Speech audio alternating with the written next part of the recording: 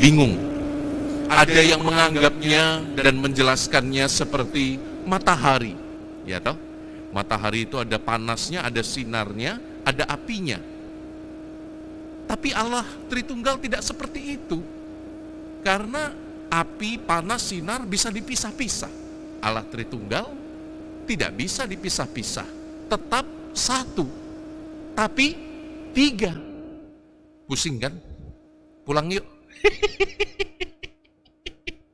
Saudari-saudaraku yang terkasih, misteri tentang siapa itu Allah adalah percakapan panjang yang sudah diwahyukan sejak awal mula kisah penyelamatan. Kalau Anda perhatikan, kita mendalami Allah sebagai Bapa karena kita diwahyukan. Kita mempunyai gambaran seorang Bapa yang menciptakan alam semesta dalam kitab suci. Ya toh? Maka kita mengalami Allah sebagai Bapa. Kita mengalami Allah sebagai putra ketika dia turun ke dunia. Dia datang sebagai manusia menjadi saudara kita. Serupa dalam semua hal, kecuali dalam hal dosa. Maka kita mengalami Allah sebagai putra dalam diri Yesus Kristus. Pun setelah Yesus naik ke surga, kita mengalami Allah sebagai Roh Kudus yang memelihara hidup gereja, yang menjadi penguat bagi hidup gereja, yang memberi kita sakramen-sakramen gereja. Semua dikuduskan dalam nama Roh Kudus, ikatan kita disatukan dalam kuasa Roh Kudus. Tapi ini yang Romo mau katakan. Walaupun kita bisa mengenali bagaimana misteri itu diwartakan, kita mengenalinya secara bertahap. Tidak langsung semuanya itu diwartakan kepada kita. Saya seringkali begini, mengapa Tuhan mewartakan dirinya secara bertahap? Kalau menurut katekismus, Allah mewartakan dirinya pada kepenuhan waktu dalam diri Yesus Kristus dan dalam Roh Kudus, pada kepenuhan waktu, pada waktu yang paling pas Allah mewahyukan diri. Dia mewahyukan diri secara bertahap karena kita, manusia, adalah makhluk yang terus belajar. Sama seperti bayi. Bayi kalau langsung makan nasi cukyok, nasi dengan kaki babi, mungkin mati kesedak.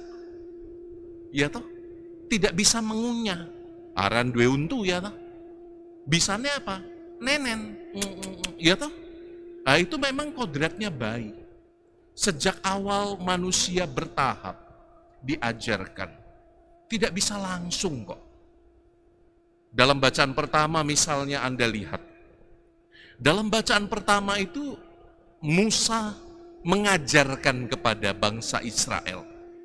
Israel, eling yo. Ingat yo, bagaimana Allah membantu kalian, Allah menolong kalian, Dia Allah yang luar biasa, Allah pejuang, Allah yang bersabda dari dalam api, Allah yang bersabda dari dalam tiang awan. Ingat ya, nah itu tak, Allah yang memelihara kehidupan. Maka gambaran Allah sebagai Bapa menjadi kuat karena pengalaman ini. Allah mewahyukan dirinya secara bertahap. Tapi di dalam misalnya bacaan kedua, Paulus sudah bicara tentang sesuatu yang lain. Paulus mengatakan kita menerima roh yang menjadikan kita putra dan putri Allah. Maka sekali lagi, misteri Tritunggal diwartakan oleh Allah secara bertahap. Karena kita, manusia juga berproses seiring berjalannya sejarah keselamatan. Ini poin pertama saya. Poin kedua saya. Sebetulnya apa toh yang kita rayakan Bapa, Putra, dan Roh Kudus? Kok abstrak ya? Anda seringkali melihat gambarnya itu kan. Kalau Bapa digambarkan kakek-kakek berjenggot, rambutnya putih, lalu gondrong putih. Ya bisa bayangkan Romo Hari gondrong, kurang lebih begitulah. Itu Bapa gitu ya. Anda bisa membayangkan putra ya seperti ini, seperti wajah Yesus yang sering dilukis. Anda bisa membayangkan Roh Kudus dari gambaran apa? Lambangnya apa itu? apa? Burung apa itu? Merpati. Oh iya, burung merpati. Saya dari tadi cari terjemahannya David. Burung merpati dan lidah-lidah api. Kita bisa membayangkan. Tetapi bukan gambaran itu sekali lagi yang penting bagi saya. Tapi apa? Tapi relasinya, saudari-saudara. Relasi cinta Bapa, Putra, dan Roh Kudus adalah relasi yang tidak terpisahkan. Tiga pribadi yang berbeda, tapi tetap satu dalam ikatan kasih. Uskup Agung Fulton Sheen, itu seorang uskup Amerika, seorang teolog yang sangat terkenal. Dia menulis begini, Bapa dari kepenuhan waktu, dia melihat dirinya. Dan ketika dia melihat dirinya, datanglah gambaran Sang Putra. Dan dalam ikatan dengan Sang Putra, mereka saling menghembuskan nafasnya, ruahnya, saling menghembuskan rohnya. Mereka saling mengasihi. Dan ikatan roh itulah Roh Kudus. Wah, abstrak betul. Saya pun tidak dong. Saya tidak ngerti apa yang dikatakan oleh Monsinyur Sheen ini. Tapi yang menarik adalah bahwa dia menggambarkan ikatan Bapa, Putra, dan Roh Kudus sebagai ikatan cinta. Sebagai relasi kasih yang tidak terpisahkan. Maka mari kita ingat ini, misteri Tritunggal adalah pertama-tama misteri kasih. Saya seringkali menggambarkan misteri Tritunggal itu seperti keluarga. Keluarga adalah perwujudan dari misteri Tritunggal itu. Anda pribadi-pribadi yang berbeda, tapi Anda disatukan dalam ikatan kasih. Komunitas biara begitu berbeda, apalagi komunitas biara. Di sini hadir para suster. Bentuknya saja berbeda. Ada yang kecil, ada yang seperti itu, tapi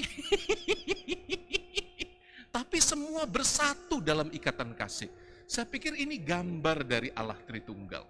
Nah, saudari-saudaraku yang terkasih, apa yang bisa kita pelajari dari 2 poin permenungan kita? Pertama, bersabarlah dengan proses. Bersabarlah dengan proses hidup Anda sendiri.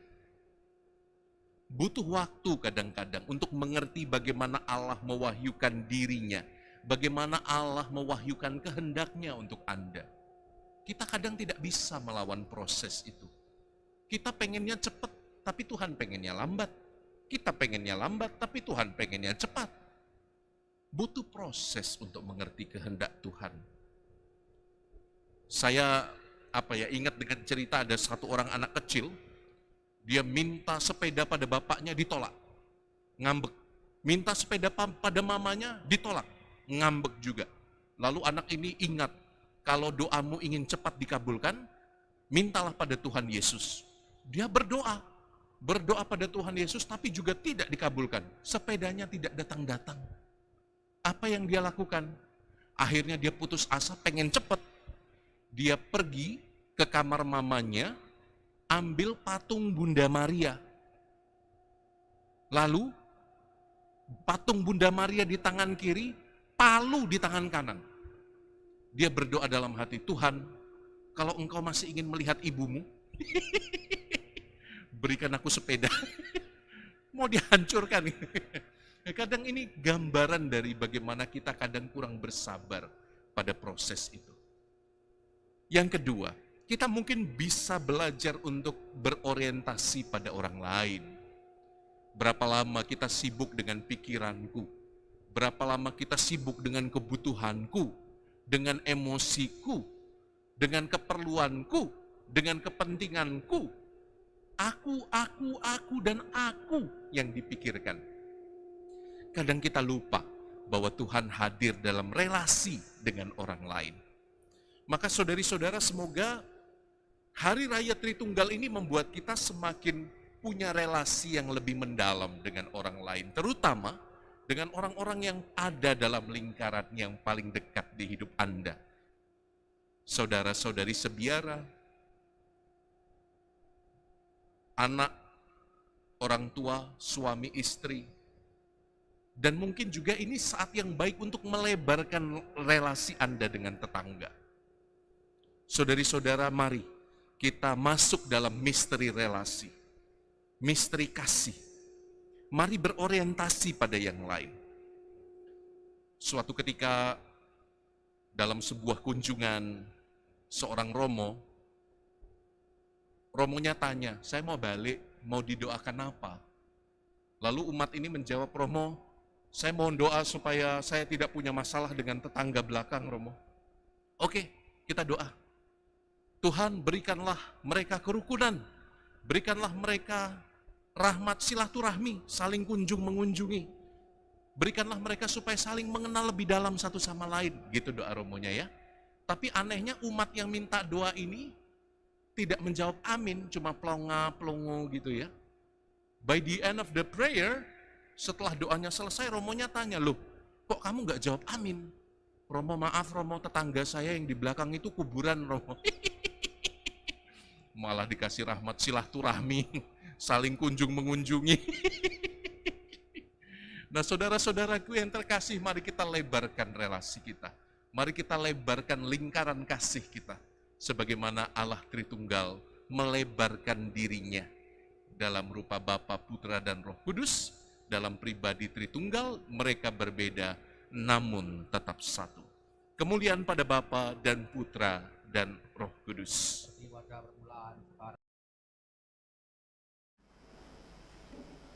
Saudara-saudari, Bapak dan Ibu, rekan-rekan muda, Shalom Alaikum. Di dalam pepatah bahasa Melayu kita mengenal tak kenal maka tak sayang. Jangankan kok menyayangi, kalau mengenal saja belum, maka orang sulit untuk menyayangi. Coba kalau kamu ketemu orang di jalan, apa bisa langsung menyayangi? Tidak bisa, tapi harus kenal lebih dahulu. Dan hari ini kita merayakan hari raya yang besar. Setelah Pentakosta, seminggu setelahnya, Gereja Katolik sedunia merayakan perayaan Hari Raya Allah Tritunggal Maha Kudus. Maka berkaitan dengan pepatah bahasa Melayu tadi, pertanyaannya untuk kita masing-masing yang pantas untuk direnungkan adalah, apakah aku sudah mengenal Allah Tritunggal dengan baik? Pertama, mengenal secara pikiran. Mengenal secara pikiran berarti kalau bahasa kerennya kognitif. Tahu persis Bapa, Putra, Roh Kudus itu bagaimana. Kenapa disebut Tritunggal? Kenapa disebut Bapa? Kenapa disebut Putra? Kenapa disebut Roh Kudus? Kenapa disebut satu Allah tiga pribadi? Apa maksudnya satu Allah? Apa maksudnya tiga pribadi? Bagaimana Bapa dan Putra hubungannya? Bagaimana Putra dan Roh Kudus hubungannya? Bagaimana Bapa, Putra dan Roh Kudus hubungannya? Kenal secara pikiran kognitif. Yang kedua, kenal secara emosional, dalam arti menggunakan perasaan-perasaan kita, sebab orang perlu menjalin hubungan setelah mengenal. Dan Allah Tuhan kita adalah Allah yang ingin menjalin hubungan dengan kita, bukan hanya dipikirkan saja. Bagaimana, apakah aku merasa ditemani Allah Tritunggal hari demi hari? Apakah aku merasa dikuatkan Allah Tritunggal hari demi hari? Apakah aku juga merasa doa-doaku mendapat perhatian? Apakah aku merasa sungguh-sungguh beriman dan meyakini Allah yang Tritunggal Maha Kudus ini? Perasaan-perasaan dilibatkan. Apakah aku merasa tersentuh ketika merayakan Ekaristi? Apakah aku merasa Yesus sungguh hadir ketika konsekrasi dan lain sebagainya? Merasa. Yang ketiga, pengenalan spiritual, yaitu pengenalan rohani. Ini makin tinggi lagi dan syaratnya adalah kita kenal secara pikiran dan kemudian kita kenal secara batin atau hati. Mungkin kita belum akan sampai ke sana, karena itu tarafnya para kudus, orang-orang suci yang sudah mengalami istilahnya kontemplasi tentang Allah Tritunggal itu sendiri. Kalau kita belum akan sampai ke sana, berarti tarafnya di mana kita ini? Pertama-tama, aku kembali pada tak kenal maka tak sayang, berarti mengenali. Dan perkenalan yang paling elementer atau dasariah Pengenalan yang paling landasan adalah pengenalan secara pikiran, pengenalan secara kognitif. Coba ditanya, masing-masing dari kita tanya kepada diri sendiri, seberapa paham aku tentang Allah Tritunggal? Seberapa mengerti aku mengenai ajaran Allah Tritunggal yang Maha Kudus? Kalau pertanyaannya belum mengerti, samar-samar, bingung, meneketehe, emangnya gue pikirin, nah itu taraf pertama saja belum, karena memang perlu mengenal. Mengenal berarti secara pikiran tahu persis apa maksudnya Tritunggal, contohnya. Apa maksudnya Trinitas, contohnya. Kenapa ya istilahnya kok Bapa? Apakah bapak-bapak, ya, pakai CK itu bapak-bapak, atau maksudnya apa? Kenapa kok putra, anak? Apakah berarti Tuhan itu bunting lalu pada suatu hari punya anak? Loh kok putra kan anak, maksudnya apa? Apakah Roh Kudus? Apakah ada Roh Kudus? Umpamanya, macam-macam pertanyaan yang muncul. Dan ukuran untuk dapat disebut sebagai tahu kenal secara pikiran adalah mampu menjelaskannya kepada orang lain. Kalau teman kamu yang tidak Kristen tanya, orang Kristen temanku, kamu kok Allahnya 3? Oh tidak 3 saudaraku. Lu katanya Bapa, Putra, Roh Kudus. Ayat 3 katanya, oh tidak. Begini loh penjelasannya. Lalu kamu mulai bisa menjelaskan Allah itu Bapa, firman-Nya itu Putra. Firman Allah keluar dari Bapa, maka disebut Putra seperti anak yang keluar dari ibunya. Roh Allah itu disebut Roh Kudus. Bapa, Putra, Roh Kudus satu adanya, yaitu Allah bersama dengan firman-Nya, bersama dengan rohnya, tidak mungkin terpisah satu sama lain. Kalau kamu bisa menjelaskan seperti itu, kemudian kamu disebut kenal secara pikiran. Rama Bayu apakah mampu menjelaskan? Mampu menjelaskan, berarti aku sudah kenal secara pikiran. Mau menjelaskan 2 menit, kayak tadi itu 2 menit sudah selesai.